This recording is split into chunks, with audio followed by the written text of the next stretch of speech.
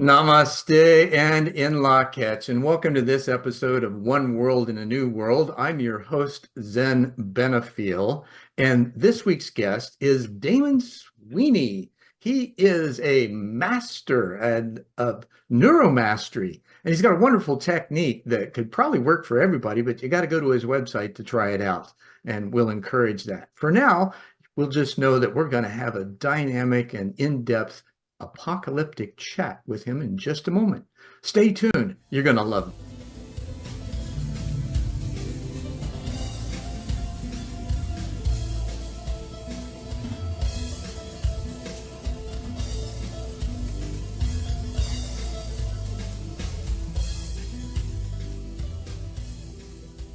So, Daimon, it is so great to have you here. I've been looking forward to this conversation.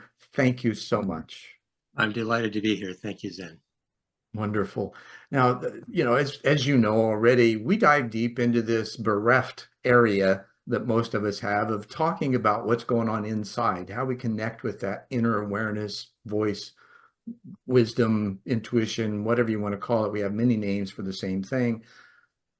What we are doing is hopefully exposing those a little bit so that others that have those kinds of things going on inside of them don't feel so crazy or weird or insane as others might believe them to be.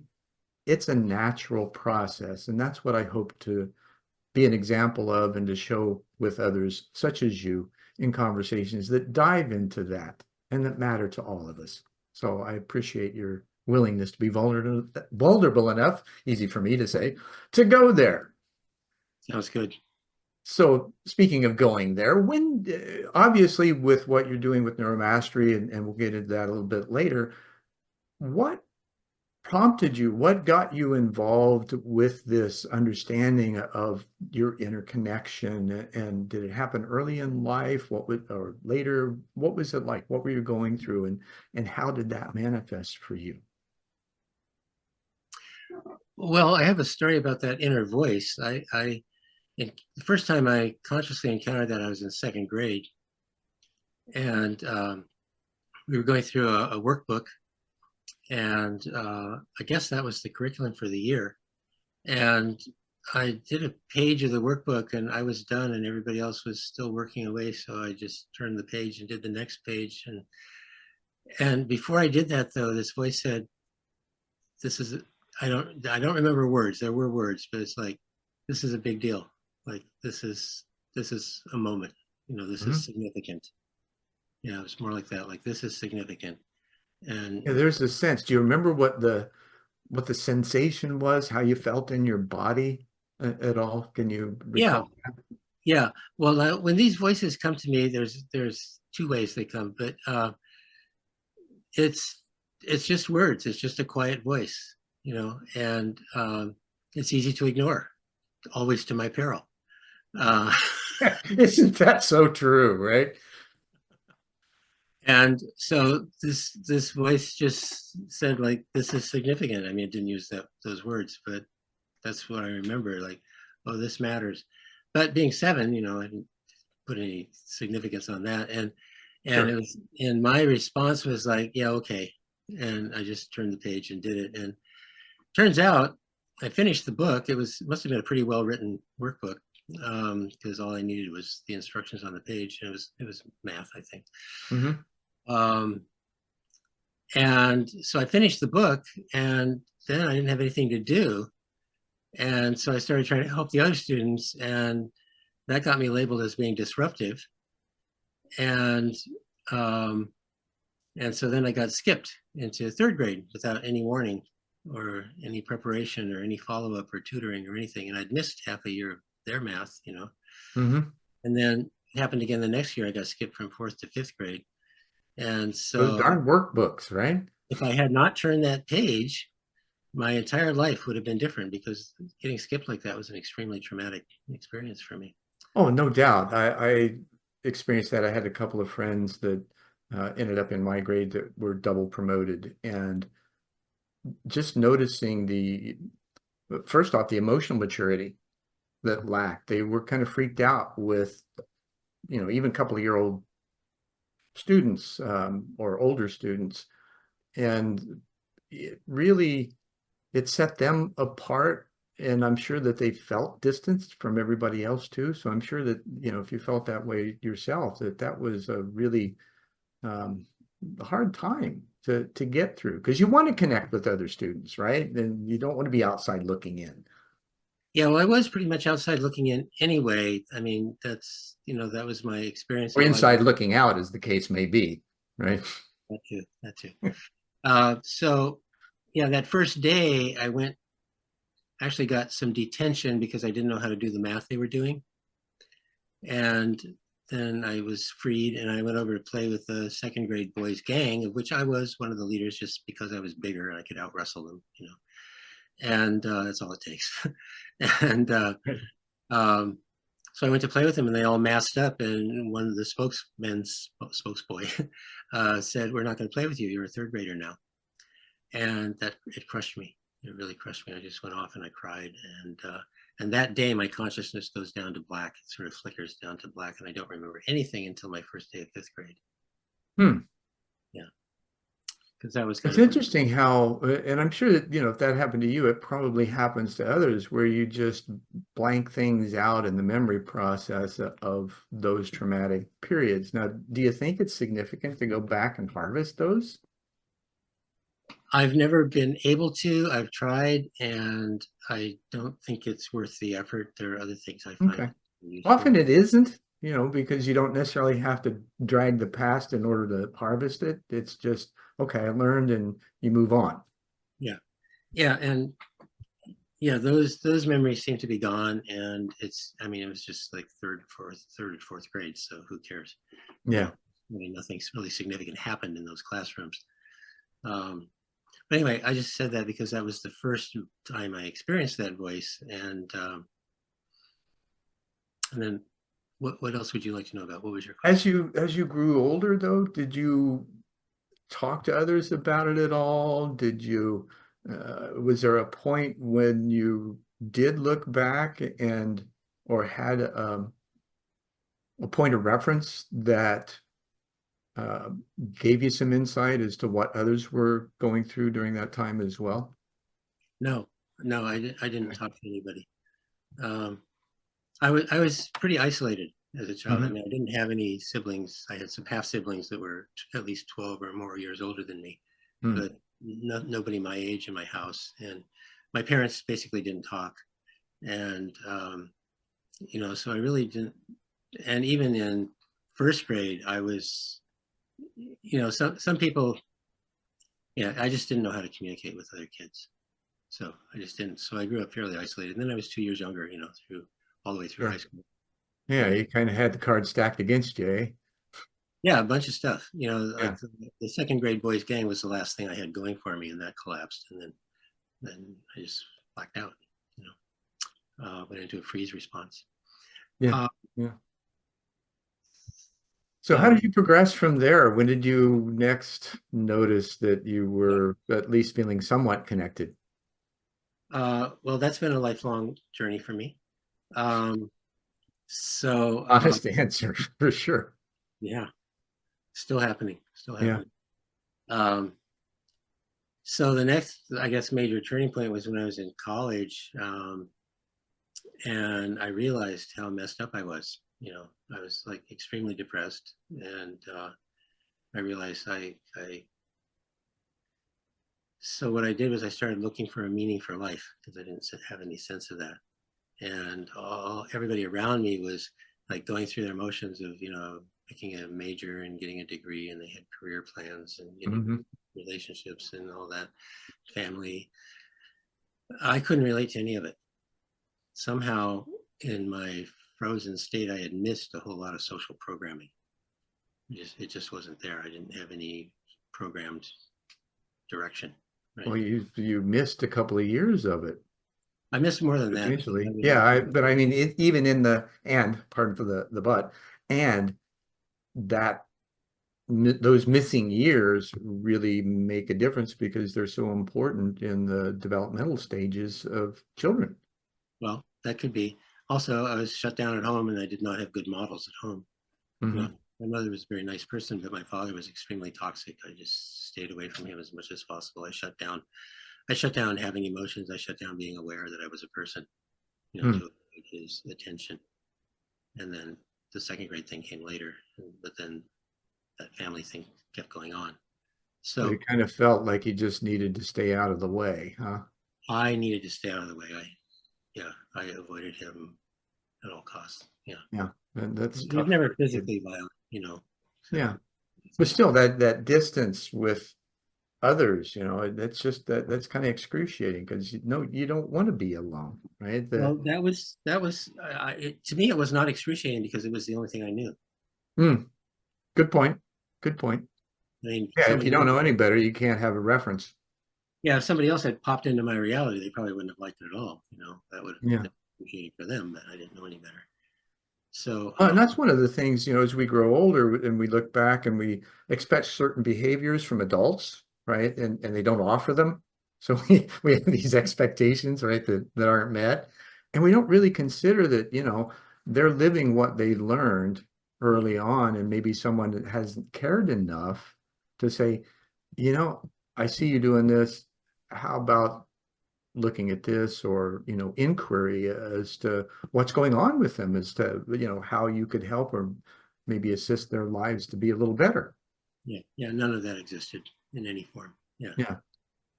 yeah.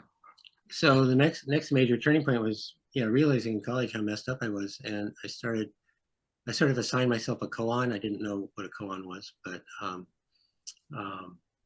it was, how do you decide what to do next? Because I didn't know. I'd be walking across campus and I'd think, why am I doing this? And I didn't have a real reason, so I'd just stop and I'd stand there until something moved me, like I had to pee or something. Mm-hmm. And so, like, for a year and a half, I really inquired into that question, and I developed a whole technical jargon about how to do it. And a couple of times somebody asked me what I was doing, and I explained it to them. It took about 20 minutes to get them up to speed so I could explain it to them. And they never asked me again. Well, and you make a good point, because sometimes we think so deeply and so extravagantly in creating these coping mechanisms initially, and to try to explain to others that process. Even getting asked is really cool to begin with. However, to be able to then articulate the whole process, that eventually the shades go down. Mhm. Yeah. Yeah, I was very, very deep into it. Mhm. um, I mean, this was what was going to determine my life. And I got to the point where at one point I'd gone through everything I could imagine. And this was all based on logic, right? Because that was the only thing I knew. That was the Sure. only thing that ever worked for me. Okay. Now, did you have the actual if-then statements going on in your No, head? no, I didn't go on. I didn't do it in a formal logic kind of way. Okay. Um, so I ran through it, like, I don't know, 10,000 times. I don't know how many times in a year and a half. Every Hmm. possible thing I could think of that would be a justification for living or a reason for living. And Hmm. what I've come to is that there is no logical reason. There's no logical way um, to direct your life. You have to look to something, because Yeah. any logical stance has to start from axioms. Something that you start out by believing. Hmm. If this, then all that. Right. And those are, What did you find to be your core? well, what I came to was that there wasn't one. And Hmm. so the next thing was, I'll kill myself, because I knew I had good genes. I was going to live a long time. I did not want to live several decades in that extremely depressed condition. And so here's the next time the voice spoke to me. Um, I remember right where I was. I was sitting on a little wall, and and it was evening. It was in Florida, and so I just came up like, no answer. Done. It's like the program ended, like, 42, right? That's the answer. Yeah. All right, Doug. Yeah, like For that reference, for our audience that doesn't understand that, and I think this is where you're coming from. There's a book called The Hitchhiker's Guide to the Galaxy, and in it, Douglas Adams reveals that the answer to everything is 42. and that's after running the question through a supercomputer for what, years, decades. Right. Yeah. So very similar. So I came up with 0, right? There is none. And, without a reason for living, I wasn't going to put up with it. So I said, okay, well, the next step is to kill myself. And so these were my verbatim thoughts. Poison, nah, that's for girls. A gun, I don't have a gun. The next thought was going to be, how can I get a gun? And this voice, that's when this voice spoke to me. And it just said one word. And it said it the way you would talk to a puppy that was about to shit on a white rug. It said, no.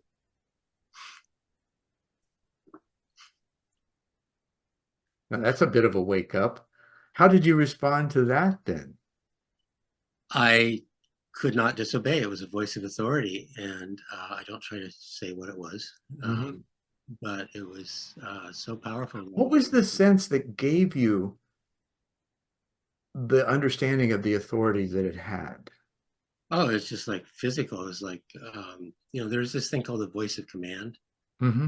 And it just does it to you. It's nonverbal. I mean, the effect of it is just total.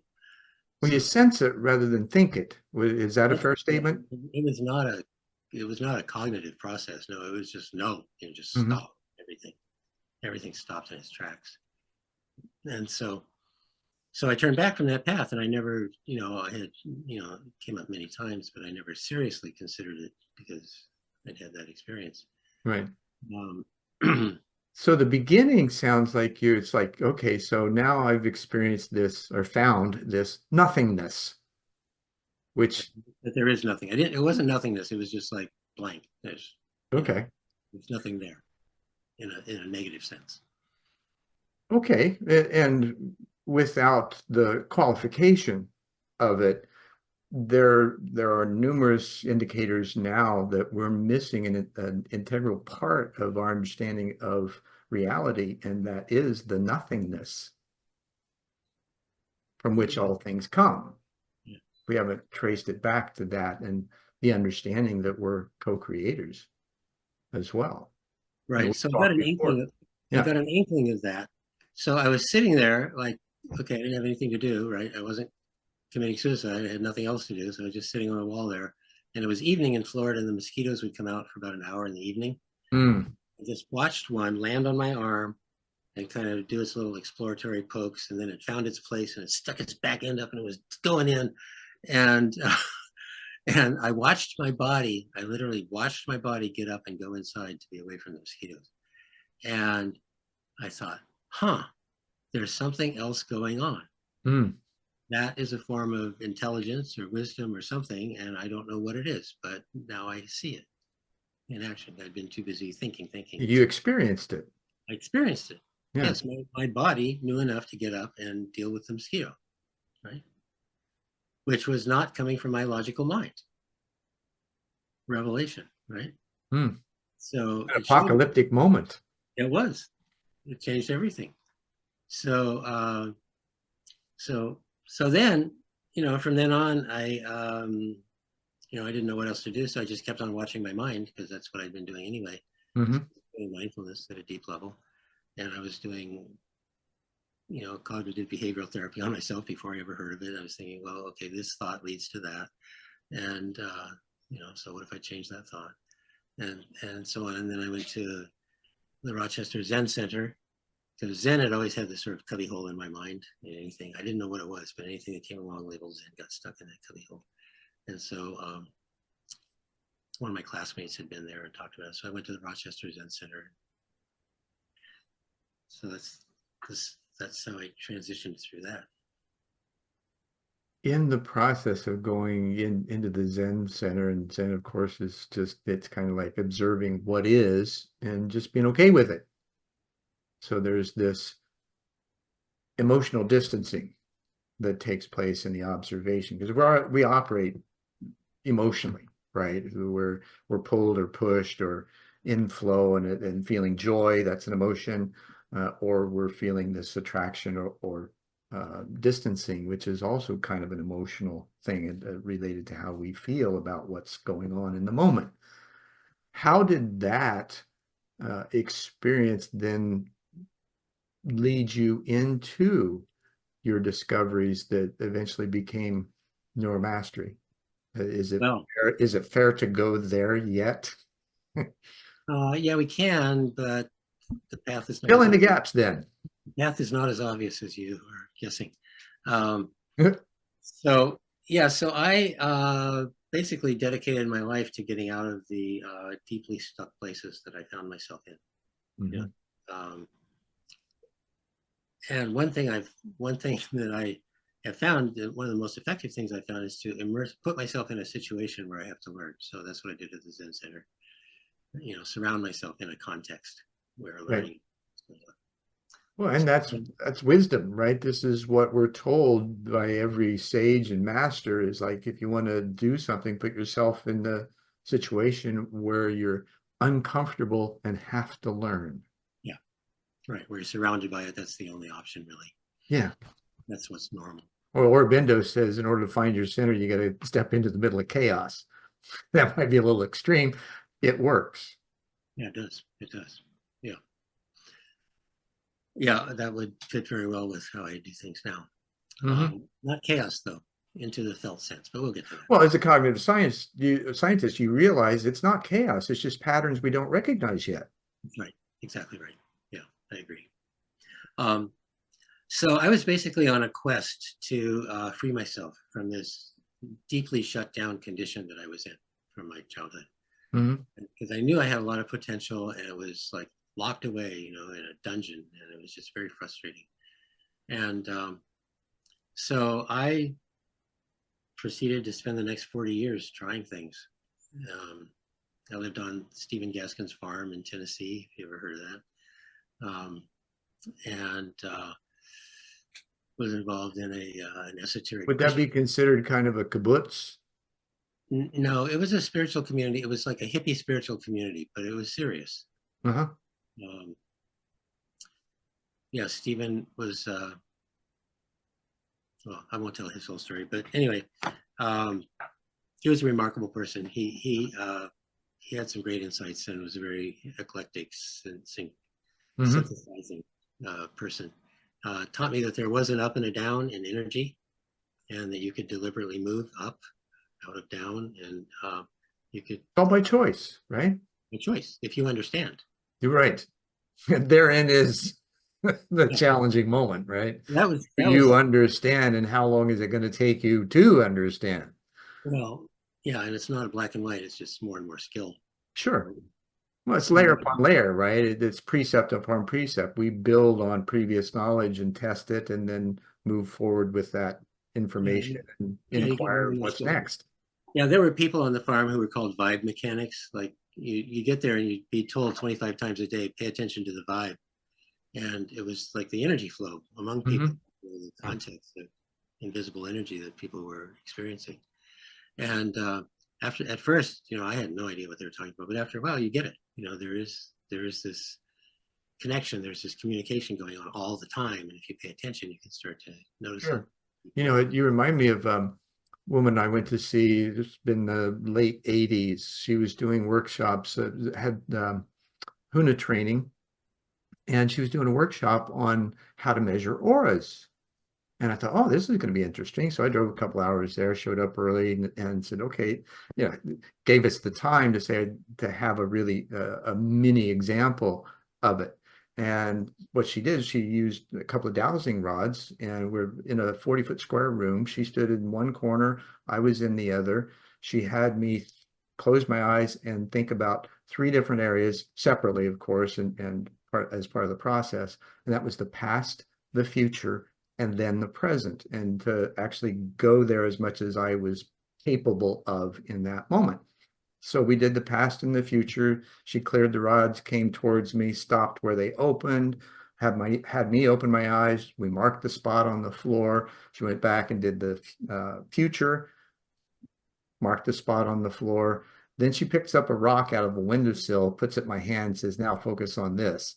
Yeah. And she went back to the corner and barely got 2 steps in. So this is a 40-foot isosceles triangle. So it's got a hypotenuse, probably what, 54 feet or something like that. So it expanded, interestingly enough. The past and the future opened in the same spot. It was about 6 feet in front of me. So what's the meaning of Present opened up at about 50 feet. And that was without practice. Mm-hmm. So what you're Mm-hmm. talking about, the strength of the aura, the more present you are, the larger it becomes. And so it intermingles better. Yeah. And one thing you have to do is learn to distinguish between your energy and other people's energy, Mhm. your Tough to thoughts. do as an empath, right? Because you Mm. don't know sometimes. It's like, what the hell's going on inside of me? Yeah. Is this me? Is this somebody else? Is it a, collective? What's going on? Yeah, one thing I actually help people do is free themselves from the energy that's not even theirs. Because Mhm. we take on patterns from our parents and others, and then they set and they just run. Yeah. So Castanada's got an interesting exercise for that. And what's he call it? It's in the Eagle's Gift. It's called sealing your egg. And basically it's cutting all the psychic cords that you have to everything. yeah, so I pursued all these things. I was in various spiritual traditions, did a lot of meditation, studied nonviolent communication, did EFT for 10 years, a whole bunch of things. And one day I just realized, like I had before, this didn't work. Nothing worked. I just like glanced out my window at the trees and realized nothing's worked. Everything helped a little bit, Mhm. but nothing had really gotten as deep as I needed it to go.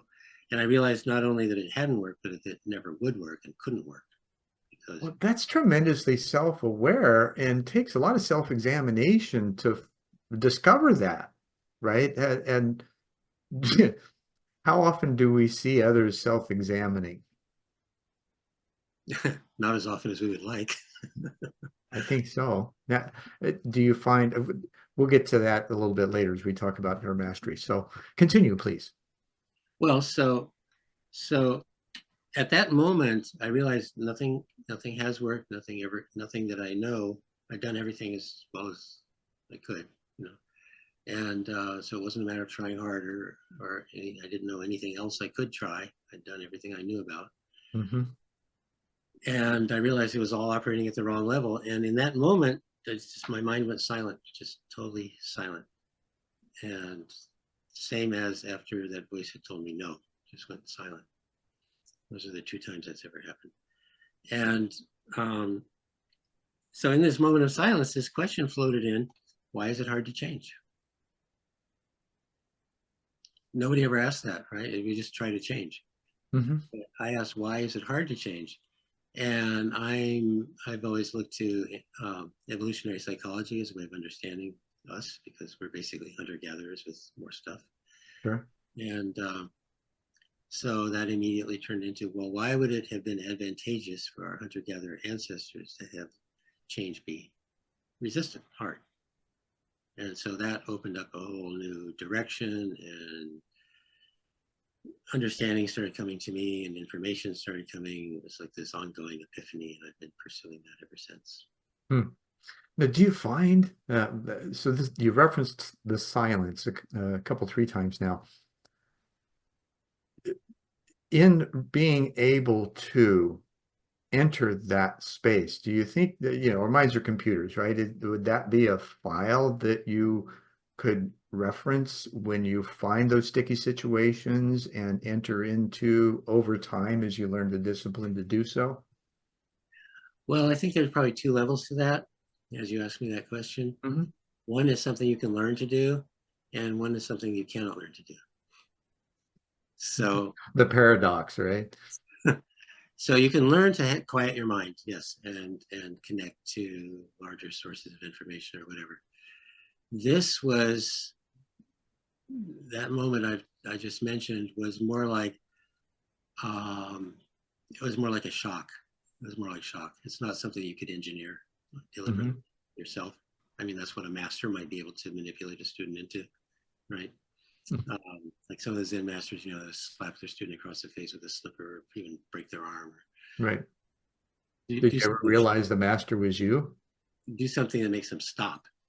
So I had exhausted my brain and my intention and my will, and I actually gave up at that moment. And that's when the opening appeared in me for that new insight to show up. Mm-hmm. That's not something I could have deliberately done. I don't know that any of this is ever deliberate. We intend to put ourselves in places, right? And then we just kind of live life as it appears and allows us and by our choices to step into that. And then there's this moment of where you've inadvertently, maybe consciously, maybe unconsciously connected a row of logic dots, if you will, because there still is logic in all of this. And then all of a sudden, it's like you leap the chasm. Yeah. Yeah. I got to the end of that chain of logic and went out into the void. Yeah. Mm-hmm. So what happened then? What emerged from that? Well, it eventually turned into Neuromastery, but at that time, it was when I asked myself, okay, why is it hard to change? Why would it have been advantageous for hunter-gatherers to be hard to change? And as I thought about that, when you ask questions, answers come, right? Mm-hmm. So that was my question. The answer that came is that, well, if you think about human beings on the Serengeti, right?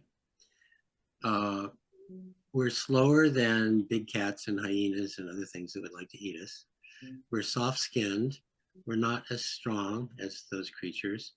We don't have any built-in talons or fangs or armor or anything like that.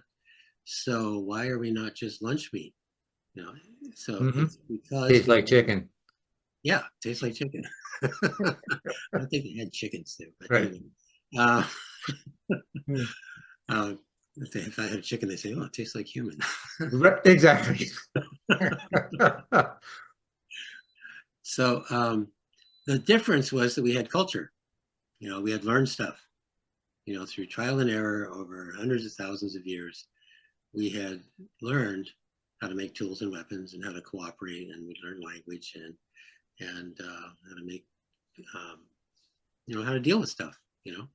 So even a naked hunter out on the Serengeti was probably not really naked because he was clothed with this thousands of years of tradition and knowledge and skill and understanding and awareness, Mm-hmm. right?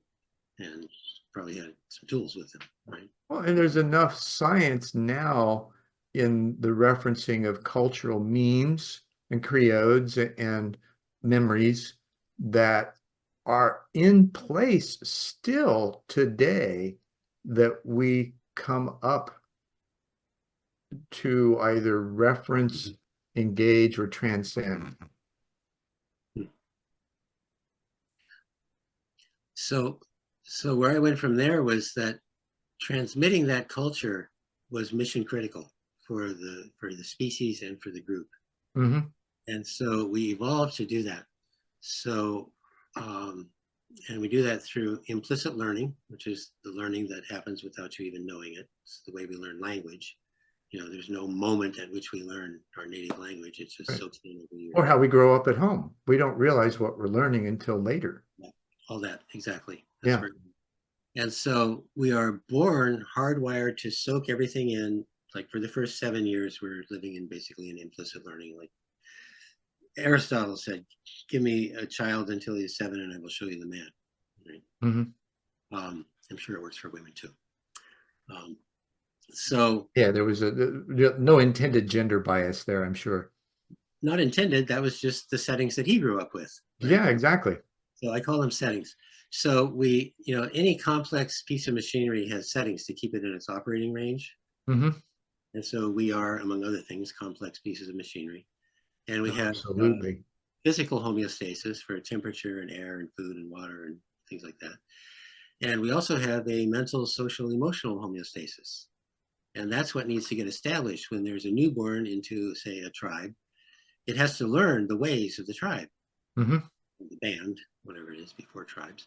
They have to learn the language, the skills, the moral standards, what's expected, what's prohibited, the values, Mm-hmm. who does what with whom, The and different ways in way they are in the ways that they love and are loved. that, right. So basically, how to be a human. They learn how to be human. They absorb all that by Mm-hmm. imitation, by implicit learning. And then it sets. So at a certain point, it solidifies, and then they embody that for the rest of their lives. And so I call these settings. So those are the settings that are variable across cultures. And you look across cultures, and they're incredibly different.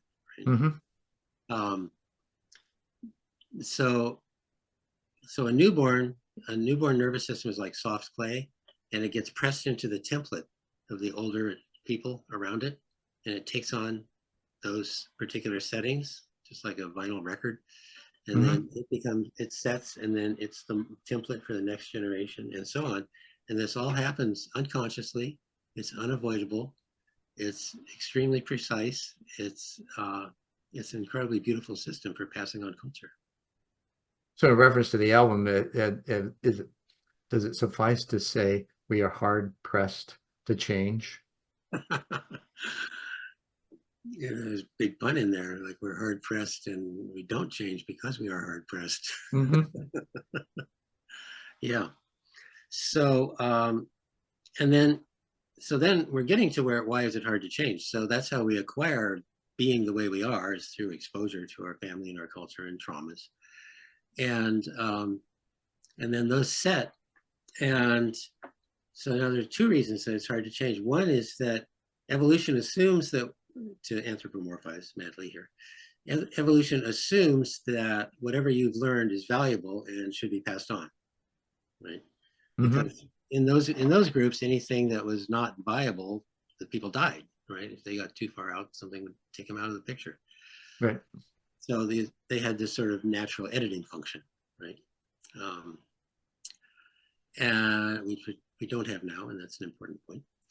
And so don't change, because you need to stay to be a template for the next generation. And also, whatever you've been doing up to now has kept you alive. Anything else is unknown and therefore potentially dangerous, so don't do it. Right? So there's a personal level of that too. And so that's the reason it's hard to change. But then there's an enforcement mechanism behind that, which is what I call the status quo maintenance program, or SQMP, SQMP. Mm-hmm. And that's the thing, that it's a program that is designed to keep you from changing. And that sounds really perverse nowadays, but back then, or in that situation, I mean, there's still people living that way. In that situation, it is a conservator of culture. Right? It preserves what has been learned by life and death experience over thousands and hundreds of thousands of years. Mm-hmm. Now, So, speaking of that range, Native American tradition, in the councils, they look at 7 generations prior and 7 generations in the future before they make any major decisions. Do you find that this kind of echoes that flavor?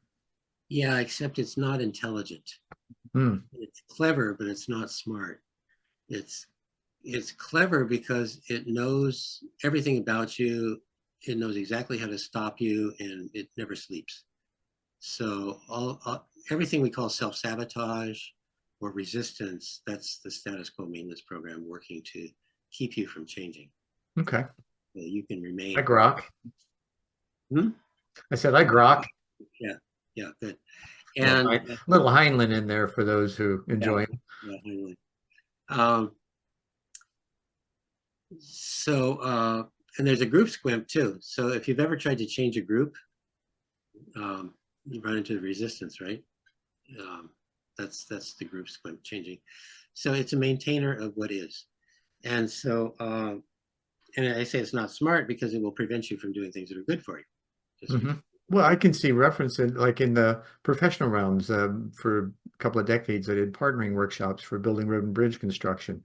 And traditionally, the construction is a very adversarial environment, and then there are specific, ways to do things that are written, not necessarily in stone, but in the contracts. And yet things are still malleable in a value engineering perspective when you can gather the group together and talk about the issues and flesh out what actually works best. for that. And it usually will still meet the standards and the specifications, just not in the ways that they thought it would Right. initially. Yeah. So there you're tapping into collective intelligence here. Mm-hmm. You're asking the question, how can this work? What's the best way for this to work? Right. Yeah. Which is a whole And other. I was trying to edify what you were saying on a practical level. Yeah. So I regard the status quo maintenance program as humanity's biggest problem, because if we didn't have, we also need it, of course. It helps you maintain your life. But this is why people resist new ideas, even if they're better, just because they're different. It's why we are not just dealing with climate change in the most effective way we could. Mm-hmm. Do you find that maybe it's the silos that are competing, so nobody ever reaches that place of, hey, let's, that term that I used in the partnering was jobarchy. Job's the boss, everybody wins. Let's look at what the needs are and address it from that perspective. Yeah, it's because we're not doing that. People are looking at what's familiar to them and what benefits them in the short term way, and that means maintaining what's been done so far that got us into this situation. If we keep Right. doing what got us here, we'll get more of what we got. And traditionally, creativity and innovation were suppressed in those environments. And now, at least it seems, maybe you can reflect on this too, it seems that creativity and innovation are some of the key aspects, the key skill sets that are looked for in the workplace today. I'll put it that way. Yeah, change has gotten so rapid that, and coming from so many different directions, that it's a balancing act. You have to find a new way to move forward. You can't just do what you've done in the past, because that's gone. So Right. It's like Einstein saying you can't fix the problems with the same thinking that created them. You can't step in the same river twice, Right. We're in a tumultuous river of change at this time in human history. Yeah. Find a good raft and climb on board. Yeah, or learn to swim.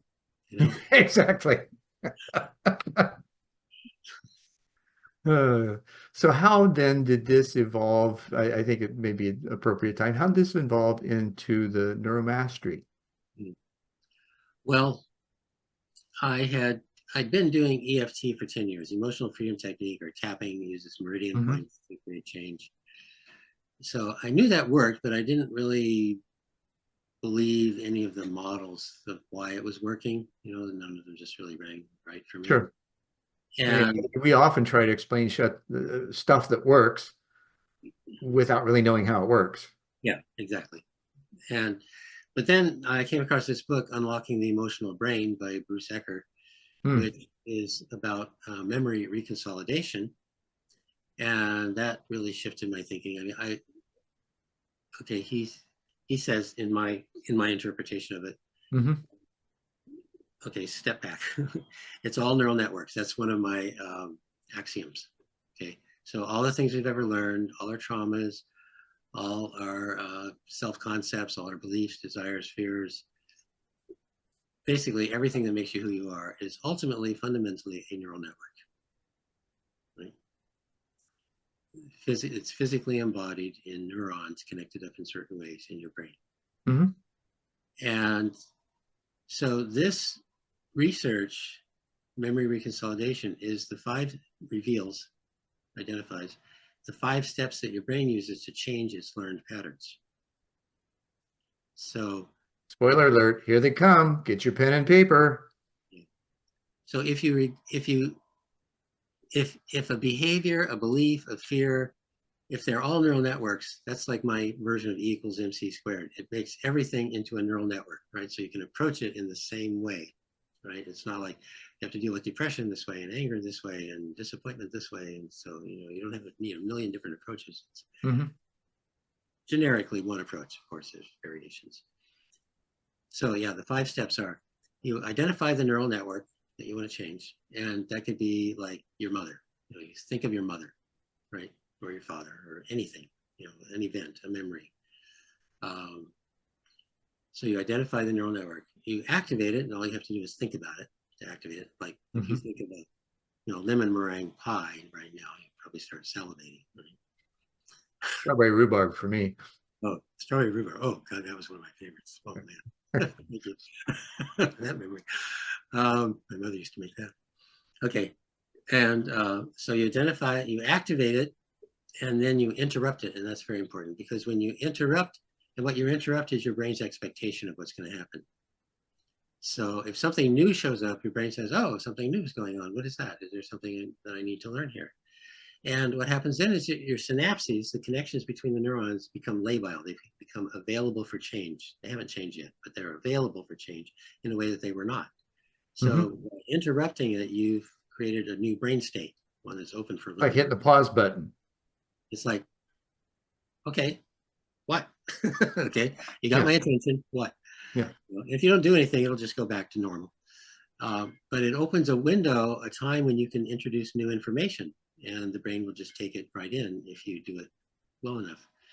And so what I knew from EFT is that the meridian points are a very powerful way to introduce new information. And now there's research from Harvard showing that stimulating meridian points calms the amygdala, the alarm center of the brain. And other research shows that it lowers cortisol levels very dramatically. And so these are the physical correlates of taking fight, flight, freeze reactivity out of the nervous system. I wonder if this is the Chinese knew this for thousands of years and didn't really explain it in this ways, and now the modern studies are looking at it and using updated language to explain it. Yeah, I don't know. I'm certainly no expert in Chinese medicine. So I won't say anything. I just Well, the meridians, acupuncture points, and those types of things, we're finding that, wow, they really, they're connected to everything else. Yeah, and they had their whole model of emotions and so on, which is very different from ours. Yeah. So using the meridian points is a really great intervention because they're universal. Everybody has them. It doesn't require any great in-depth investigation into the person's life to find some countervailing story, which is another approach. And it can happen en masse. Like people can do my stuff on video. Any number of people can do it and benefit. And it's customized to them. So so you use the meridian points while keeping it activated, while keeping the neural network activated. You use the meridian points, and so what that does is it puts your brain into this position of being activated and calm, activated and calm, activated and calm, and it can't do that. It's like trying to lie down and stand up at the same time, and you can't do it. You can go back and can't do both at once. And so your brain chooses calm. Just like your skin will heal from a cut, if it can, your brain will go toward health and wholeness and well-being if it can, and it moves out of alarm because that's not the healthiest state. I wonder if that's actually our natural state, and we've built everything up around that. And I believe so. It appears so. Yeah, I think calm is our natural state, and presence, calm presence. I call it basic wholeness, is our natural state. And then, we build up all these learnings and traumas and so on top of that. So we get buried. And then it comes down through generations. So I say that there's been this tsunami of trauma coming down through 10,000 years of civilization. And we are the heirs. And the trauma drama in the world is very obvious and present today. And then we just keep repeating it. We keep passing that on. That's what the heritage that we pass on. Well, they say history repeats itself, right? Well, yeah. Why? How does that work? Yeah. There's just people repeating it and passing it on. Exactly.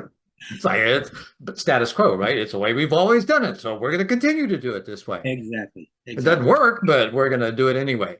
Yeah, we'll just do it harder. Right. Yeah, get a bigger hammer. Yeah.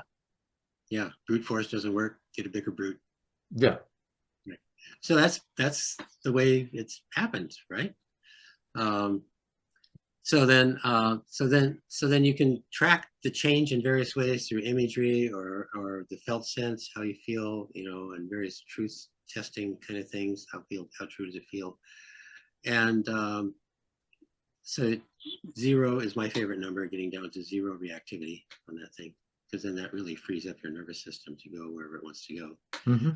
And then the final step is reconsolidation. Like saving and closing the file that you've just edited, and it's very much like that.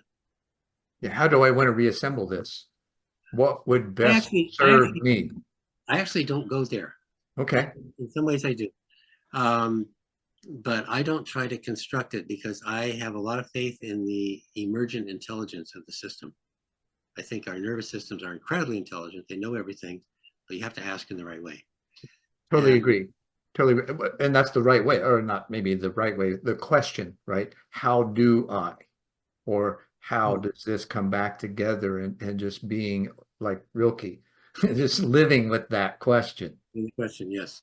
So I look at it as freeing up neural real estate, freeing up neural resources, and then letting your system move toward wholeness. And you can say, I choose. I like to say, I choose.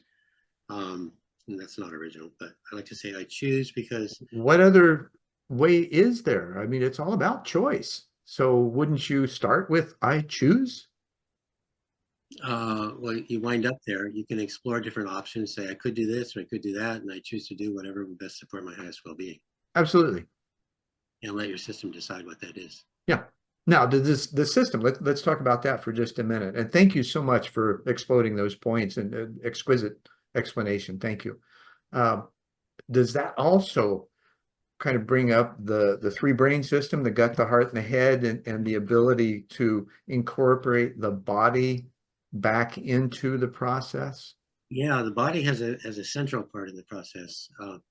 So Eugene Genlin at the University of Chicago in the 60s and 70s created something called focusing.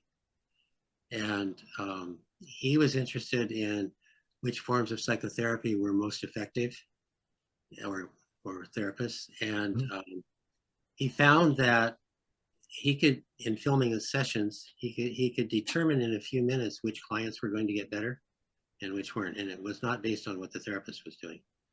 It was what the client was doing. And what they did was they would talk for a while and then they go quiet and they go inside, they'd be silent, and then they'd come back out and they would be a little bit incoherent, but then they'd pick it up and then they'd repeat that. So what were they doing? These were the people who changed. They were going in and connecting what they'd been talking about with their felt sense, as he came to call it, the body sense of their reaction to that thing. And by connecting body and mind in that way, they opened up a channel for change. And so I use the felt sense very much, very often. So what's your, and everybody has a felt sense about things. So Absolutely. We don't always, like you were talking earlier, that subtle voice, we often dismiss. yeah, it's different from the voice. So I could teach. I'm not saying it isn't. I'm saying it's a similar process of how we initially dismiss it. Yeah, I think it's actually what guides us through our lives. Very, very present. So can I teach everyone how to recognize their felt sense right now? Sure. We've got just enough time. This would be like the ultimate parting gift. Okay. Yeah, it's quite easy. So I just want you to tune into how your body feels. I'm going to name a bunch of things and just tune into how your body feels as you do this. So everything starts with your mother. So I'll start with your mother. How does your body feel as you think of that, of her? And then your father. And then think of going to the dentist. And then think of getting on your bicycle on a beautiful day and going for a ride. How does that feel? And then you see some broken glass on the street in front of you. What's your instant reaction in your body? And you get past that and you see somebody, you see a person down there and they're just a black dot. At first you don't know who they are. So what's your felt sense about that? How's your body feel? And then you recognize that, oh, as you get closer, it's somebody I really like. Okay, and what's that felt sense like? And then, so you've stopped, and you've talked to them, and then behind them walks up somebody you really don't like. And how does that change how your body is? And so drop all that. And then imagine that you are holding 3 golden retriever puppies in your arms. So how does that feel in your body? And then one of them pees on your arm. And I don't mean the wetness, but how does that change how you feel inside your body? And that's probably enough examples. So were those different for you? I was going really fast.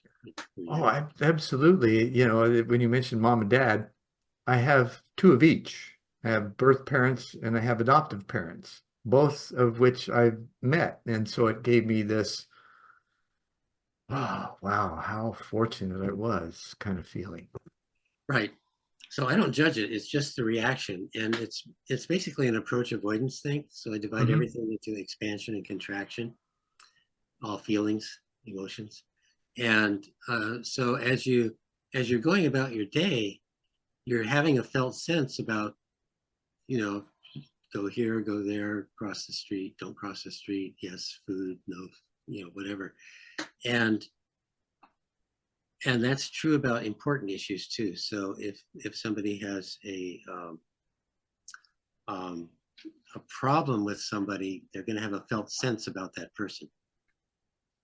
And so you can work with that. And tuning into the felt sense, you can use those 5 steps of memory reconsolidation. You tune into the felt sense and you name it, and you get the location in your body, and it's a physical feeling. It's not an anxiety or something like that. It's tight or heavy or something like that. So is the objective to understand why you feel that way about the person, or No, to transcend it? you don't need to know why. That's one of the cool things about Neuromastery. You do not have Okay. to know where it came from. That information may show up, but you don't need it to work. All you need to do is be able to access it in some way through a memory or words that strike you, or the felt sense is really good. Hmm. And then you just start taking off the charge that's on that neural network. And so the charge comes off and it gets calmer and calmer. And eventually there can be a whole shift in how you feel and think about Then that you thing. walk up and give them a hug. You could, yeah. People go from anger to compassion, not always, but Yeah. neutrality is also okay. Well, and that is a wonderful process to witness too, let Mhm, alone go through it. mhm. Yeah, yeah. I see people change in these dramatic kinds of ways, like all the time. It's awesome. Damon, this is just, wow, time has went. Um, so valuable information that you have changed and shared, right? That you've helped with this process of change that we're all going through. Do you have anything that, as a final tasty tidbit that people can take away? Yeah, I would say that the main navigational direction is from contraction to expansion. So if you start noticing where you feel contracted, shut down, and move from there into more expansion, however you can do that, mindfulness, any method you want to use, but Mhm. that gives you a GPS for growth. Awesome. That's just spectacular. And thank you again, Damon. This has just been a wonderful, very apocalyptic chat. So we've been true to our nature. Yes, I agree. Thank you. Oh, you're very welcome. Thank you. And namaste and in lak'ech. And thanks for sticking with us for this episode of One World in a New World. I'm your host, Zen Benefiel, and I will see you next time.